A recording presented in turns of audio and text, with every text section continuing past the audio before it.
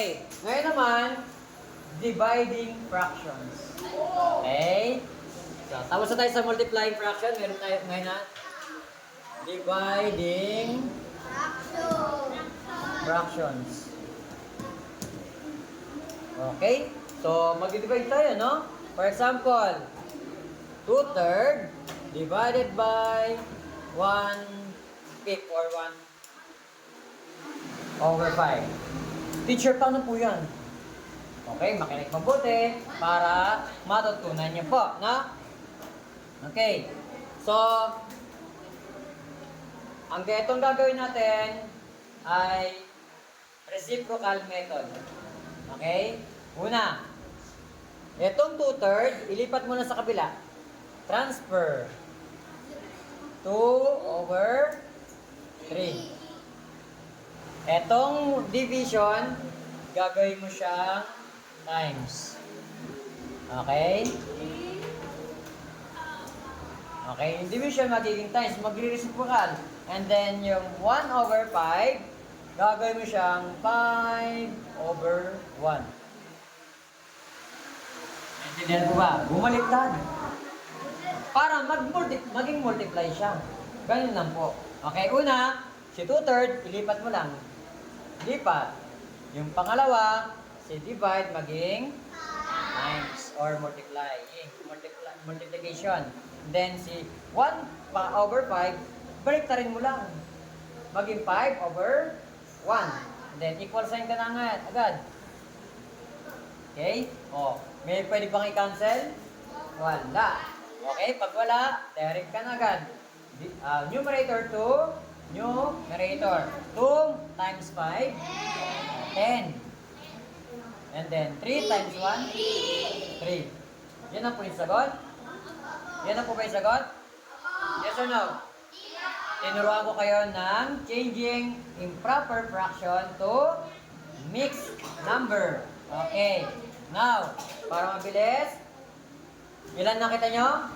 10. 1, 2, 3, 4, 5, 6, 7, 8, 9, 10. Ilan daw ko natin? 3. 1, 2, 3. 1, 2, 3. 1, 2, 3. Okay? Dito po ba? Makakuha pa tayo ng 3? Hindi na. Ilang nakuha ating bakod? 1, 2, 3. 1, 2, 3. So, meron tayong 3. And then, ilan ang natira? Yun yung ating numerator. And then, fraction bar, then copy. So, our final answer is 3 and 1/3. Naintindihan po ba? Okay, next. Another example.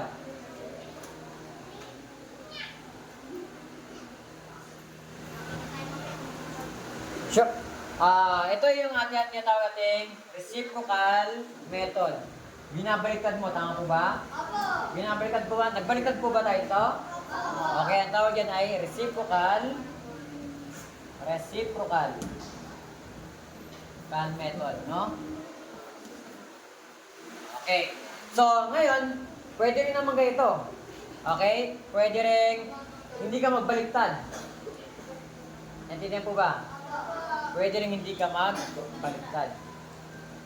Okay, try natin. 2/3 divided by 1/5. Equal sign. Ganyan agad. Ang gagawin mo na, etong si 2, okay, ipantay natin. Para maganda. Okay, pantay natin para maganda. Pantay. I-align natin para hindi kayo marito, no? 2/3. Okay.